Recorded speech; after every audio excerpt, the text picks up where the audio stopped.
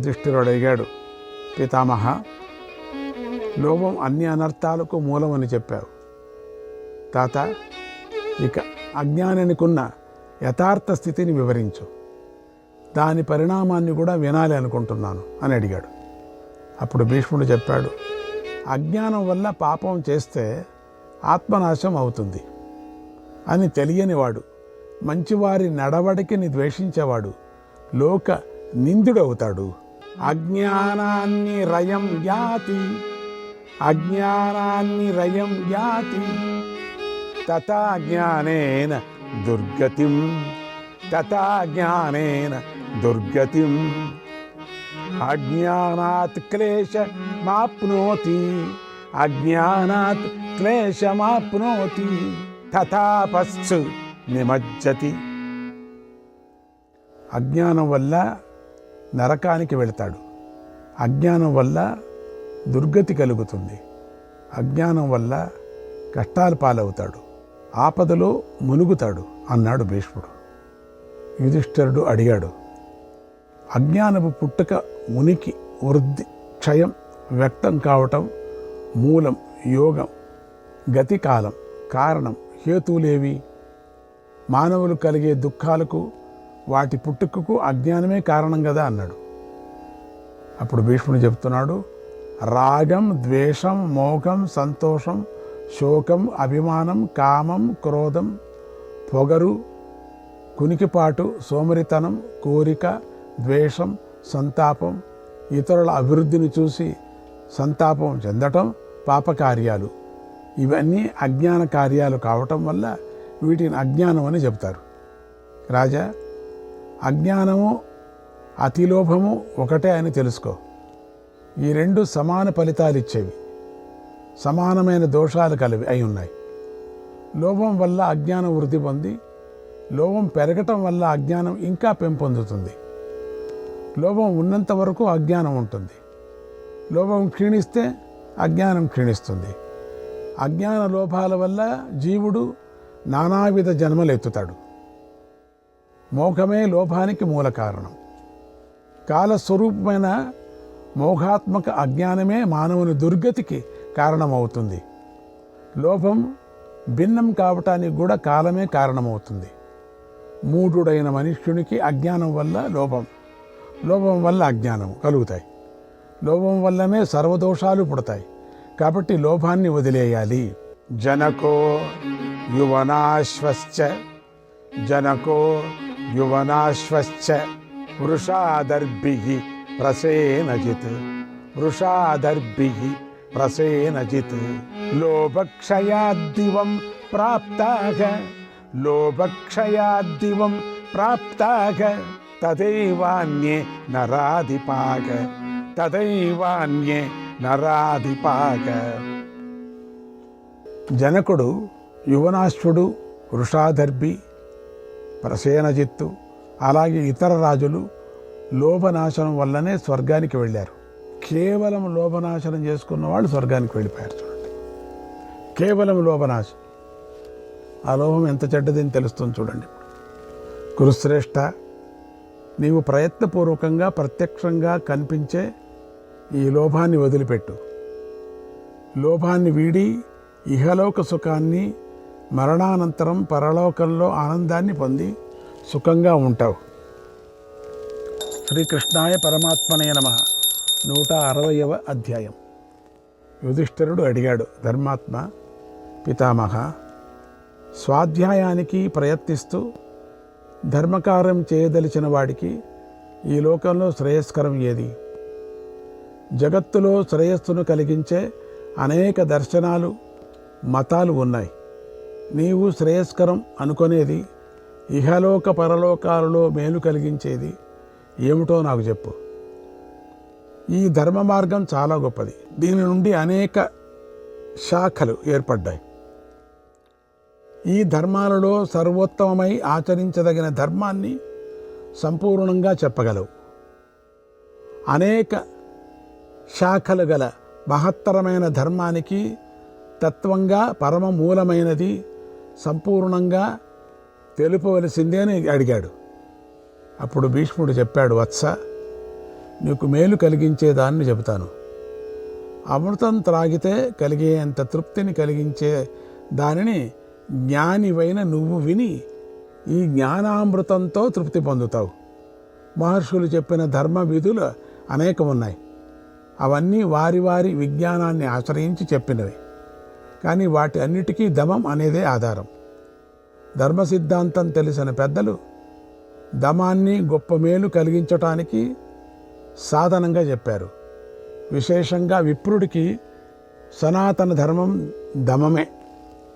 దమం వల్లనే అతడికి తాను చేసే ఉత్తమ కార్యసిద్ధి యథావిధిగా కలుగుతుంది. దమం దానం కంటే, యజ్ఞాల కంటే, స్వాధ్యాయానికంటే గొప్పది. దమం తేజస్సును పెంపొందిస్తుంది. దమం పరమ పవిత్ర సాధనం. దమంతో పాపరహితుడై తేజస్వైన వాడు పరమపదాన్ని పొందుతాడు. లోకాలు అన్నిటిలోనూ దమంతో సమానమైన ధర్మం వేరొకటి లేదని వింటూ ఉంటాం. జగత్తులోని సర్వధర్మాన్ని ఆచరించే వారికి దమమే పరమధర్మం కదా. అందరూ దాన్ని బాగా ప్రశంసించారు. దమం గల వ్యక్తికి పరమసుఖం కలుగుతుంది. ఆ వ్యక్తి ఇహలోక పరలోకాల్లో పరమసుఖాన్ని పొందుతాడు. దమం గలవాడు సుఖంగా నిద్రిస్తాడు, సుఖంగా మేల్కొంటాడు, సుఖంగా లోకాలలో సంచరిస్తాడు. అతని మనస్సు ఎల్లప్పుడూ ప్రసన్నంగా ఉంటుంది. దమము లేని మనుజుడు నిరంతరము కష్టాలు పడతాడు. తన దోషాల వలననే అతడు ఇతరమైన అనేక అనర్థాలను సృష్టిస్తాడు. బ్రహ్మచర్యము మొదలైన 4 ఆశ్రమాల్లోనూ దమమే ఉత్తమ వ్రతంగా చెప్పారు. ఇంద్రియ మనోనిగ్రహాల వల్ల కలిగే లక్షణాలను చెబుతాను. అవి కలగటమే దమం. క్షమ, ధీరత, అహింస, సమత్వం, నిజం చెప్పటం, చక్కని ప్రవర్తన, ఇంద్రియ జయం, సమర్థత, మృదుస్వభావం, సిగ్గు, స్థిరత్వం, ఔదార్యం, కోపము లేకుండటం, సంతోషం, చక్కని మాటలు చెప్పే అలవాటు, ఏ ప్రాణికి కష్టం కలిగించకపోవటం, ఇతరుల తప్పులను వెతక్కపోవటం అనే సద్గుణాలు కలగటమే దమం అంటారు. దమం అంటే ఏమిటంటే ఇప్పుడు అర్థమైంది కదా మీకు. ఈ దమం గల వారిలో పెద్దల మీద గౌరవం, సర్వప్రాణుల మీద దయ, నిందారోపణం లేకపోవటం కనిపిస్తాయి. లోకోపవాదం, అబద్ధం చెప్పటం, నిందాస్తుతులు చేయటం, కామం, క్రోధం, లోభం, దర్పం, మందకోడితనం, గొప్పలు చెప్పుకోవటం, రోషం, ఈర్ష్య, పరావమానం అనేటువంటి దుర్గుణాలకు అతడు అలవాటు పడడు.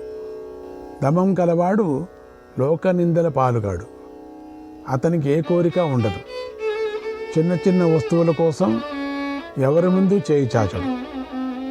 తుచ్చమైన ఇంద్రియ సుఖాలు కోరడు. ఇతరుల తప్పులు వెదకడు. సముద్రంలాగా గంభీరంగా ఉంటాడు. ఎంత నీరు వచ్చినా సముద్రం నిండినట్లు, ఎన్ని ధర్మ కార్యాలు చేసినా తృప్తుడు కాడు. నాకు నీతో స్నేహం ఉంది, నీకు నాతో మైత్రి ఉంది, వారికి నేనంటే ప్రేమ, నాకు వారంటే మమకారం అనే విషయాలను జితేంద్రుడు ఆలోచించడు. సర్వాగ్రామ్య స్తతారణ్యాక, సర్వాగ్రామ్య స్తతారణ్యాక, యాచ్చలోకే ప్రవృత్తయక, నిందాం చైవ ప్రశంసాం చ, నిందాం చైవ ప్రశంసాం చ, యోనాశ్రయతి ముచ్యతే, యోనాశ్రయతి ముచ్యతే. పల్లెలోని వారికి, గ్రామస్తులకు, అరణ్యవాసులకు ఉండేటువంటి ప్రవృత్తులు అనుసరించని వాడు, ఇతరుల స్తుతి నిందలను ఆశ్రయించని వాడు ముక్తుడవుతాడు.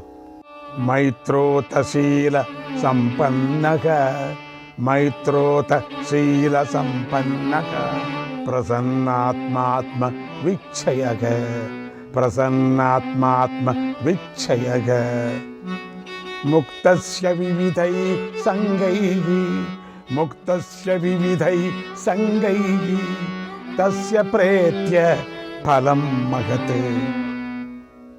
అందరి యందు స్నేహం కలవాడు, శీల సంపన్నుడు, ప్రసన్నమైన మనస్సు కలవాడు, ఎలాంటి ఆసక్తులు లేనివాడు, జ్ఞాని అయిన వాడికి మరణానంతరం మోక్షం అనే మహాఫలం కలుగుతుంది. మంచి నడవడిక గలవాడు, శీల సంపన్నుడు, ప్రసన్న చిత్తుడు, ఆత్మజ్ఞాని అయిన విద్వాంసుడు ఈ లోకంలో గౌరవం పొంది ఉత్తమ గతిని పొందుతాడు. ఈ లోకంలో కేవలం శుభకరమైన పని, సత్పురుషులు ఆచరించినదే జ్ఞాని అయిన మునికి మార్గమవుతుంది. అతడు సహజంగానే దాన్ని ఆచరిస్తాడు. దాని నుండి ఎప్పుడూ పతితుడు కాడు. జ్ఞాన సంపన్నుడై జితేంద్రుడైన వాడు ఇల్లు వదిలి అరణ్యానికి వెళ్ళి మృత్యుకాలానికే ఎదురు చూస్తూ ద్వంద్వాతీత విచారణ కలిగి చరిస్తాడు కూడా. ఇలా ఉన్నందువల్ల అతడు బ్రహ్మభావం పొందటానికి అర్హుడవుతాడు. ఇతర ప్రాణుల వల్ల భయం లేనివాడై ఇతర ప్రాణులను భయపెట్టనివాడు దేహత్యాగానంతరం కూడా ఎక్కడా ఎలాంటి భయము పొందడు. అతడు అనుభవించి ప్రారంధ కర్మలను క్షీణింపజేస్తాడు. కర్తృత్వాభిమానం, ఫలాశక్తి లేకపోవటం వలన అతడికి కొత్తగా కర్మ సంచయం ఉండదు. సర్వప్రాణుల యందు సమభావం కలిగి అందరికీ మిత్రుడై అభయం ఇస్తూ సంచరిస్తాడు. ఎంత అద్భుతంగా ఉంది! దీన్ని ఎంతైనా వివరణ చేసుకోవచ్చు. దీన్ని ఆకాశంలో పక్షులు, నీళ్లలో జలచరాలు, పదచిహ్నాలు కనిపించని రీతిగా జ్ఞాని గతి తెలియదు. ఇందులో సంశయం లేదు.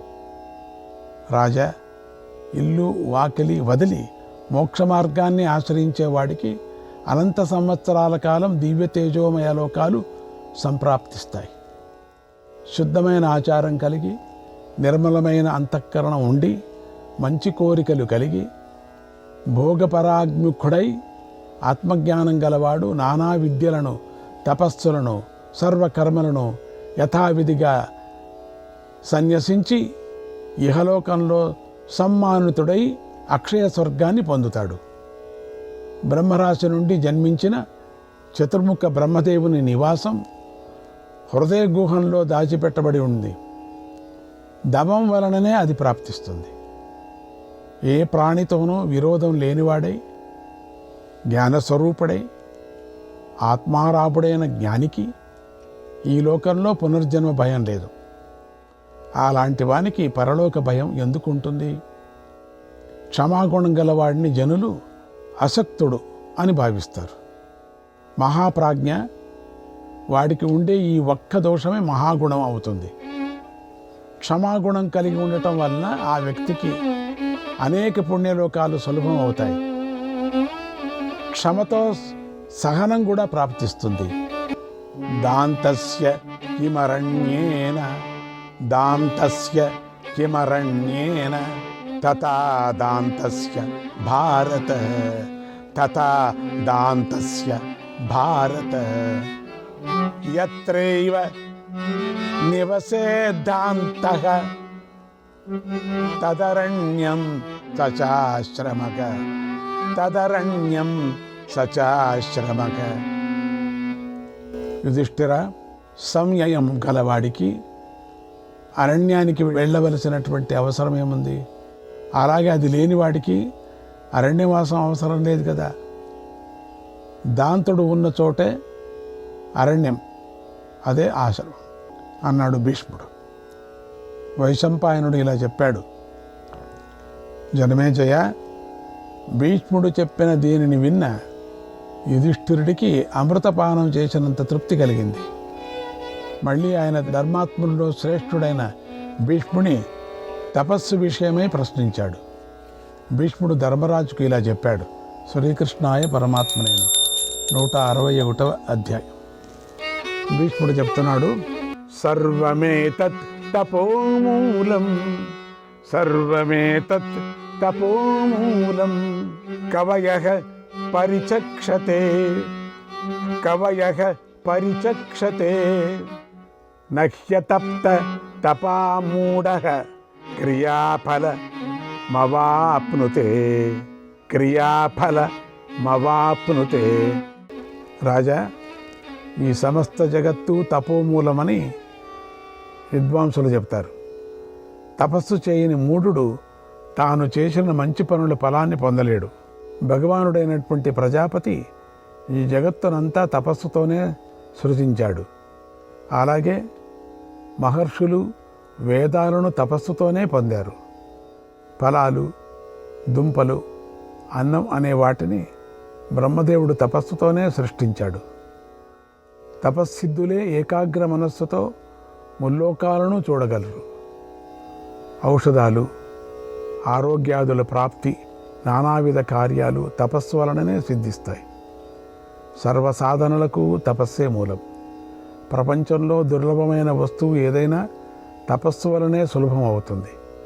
మహర్షులు తపస్సుతోనే అణిమాదులైన అష్టవిధాలైన ఐశ్వర్యాలను పొందారు కూడా, ఇందులో సందేహం లేదు. ఇతరుల అంగీకారం లేకుండానే వారి వస్తువులను తీసుకునేవాడు దొంగ తపస్సు వలననే పాప విముక్తుడవుతాడు. అనేక విధాలుగా తపస్సు ఉంటుంది. నానా విధాలైన సాధనలలో మానవుడు తపస్సులో ఆసక్తుడవుతాడు. కానీ నివృత్తి మార్గంలో పయనించేవాడికి ఉపవాసాన్ని మించిన తపస్సాధనం లేదు. మహారాజా, అహింస, నిజం చెప్పటం, దానం, ఇంద్రియ నిగ్రహం కలిగి ఉండటం అనే వాటికంటే మించిన తపస్సు, ఉపవాసం లేవు. న దుష్కరతరం దానాత్ నాతిమాతర మాశ్రయక త్రైవిద్యేభ్యః పరం నాస్తి త్రైవిద్యేభ్యః పరం నాస్తి సన్యాసః పరమం తపః పరమం తపః. దానానికంటే మించిన దుష్కరమైన ధర్మం లేదు. మాతృసేవనను మించిన ఆశ్రయం వేరే లేదు. వేదత్రయం అధ్యయనం చేసిన విద్వాంసులను మించిన విద్వాంసుడు లేడు. సన్యాసమే సర్వోత్తమ తపస్సు. ఈ లోకంలో ధార్మికులు స్వర్గానికి సాధనమైన ధర్మాన్ని రక్షించటానికి ఇంద్రియాలను నిగ్రహం చేస్తారు. కానీ అర్థ ధర్మాలు సిద్ధించటానికి తపస్సే ఉపవాసాన్ని మించిన సాధనం. ఋషులు, పితరులు, దేవతలు, మానవులు, పశుపక్షులు, ఇంకా ఇతర ప్రాణులు సమస్తము తపస్సు యొక్క తత్పరతతో ఉంటాయి. ఇలాగే దేవతలు కూడా తపస్సు వలనే మహత్తత్వాన్ని పొందారు. అనేక విధాల కోరుకునే ఫలాలు కూడా తపస్సుతోనే ఎప్పుడైనా సిద్ధిస్తాయి. తపసా శక్యతే ప్రాప్తుం దేవత్వమపి నిశ్చయాత్ దేవత్వమపి నిశ్చయాత్. తపస్సుతో దేవత్వం కూడా ప్రాప్తిస్తుంది. ఇది నిశ్చయం. శ్రీకృష్ణాయ పరమాత్మనే నమః. 162వ అధ్యాయం. యుధిష్ఠిరుడు అడిగాడు, పితామహ, విప్రులు, ఋషులు, పితరులు, దేవతలు అందరూ కూడా సత్యం చెప్పటం అనే ధర్మాన్ని ప్రశంసిస్తారు. కాబట్టి నేను సత్యలక్షణం వినాలని అనుకుంటున్నాను. సత్యలక్షణం ఏమిటి? దాన్ని పొందటం ఎలా? సత్యాన్ని చెప్పటం వల్ల లాభం ఏమిటి అని అడిగాడు. భీష్ముడు అప్పుడు చెప్తున్నాడు, భరతనందన, నిర్వికారమైన సత్యం అన్ని వర్ణాల్లోనూ ప్రతిష్ఠితమై ఉన్నది. సత్యం సత్సు సదా ధర్మక సత్యం సత్సు సదా ధర్మక సత్యం ధర్మ సనాతనక సత్యం ధర్మ సనాతనక సత్యమేవ నమస్యేత సత్యమేవ నమస్యేత సత్యం హి పరమాగతి సత్యం హి పరమాగతి. సత్పురుషులు ఎల్లప్పుడూ సత్యమనే ధర్మాన్ని అనుష్ఠించారు. సత్యమే సనాతనమైన ధర్మం. సత్యానికి ఎప్పుడూ నమస్కరించాలి. సత్యమే ఉత్తమమైనటువంటి గతి. శ్రీకృష్ణాయ పరమాత్మనే నమః.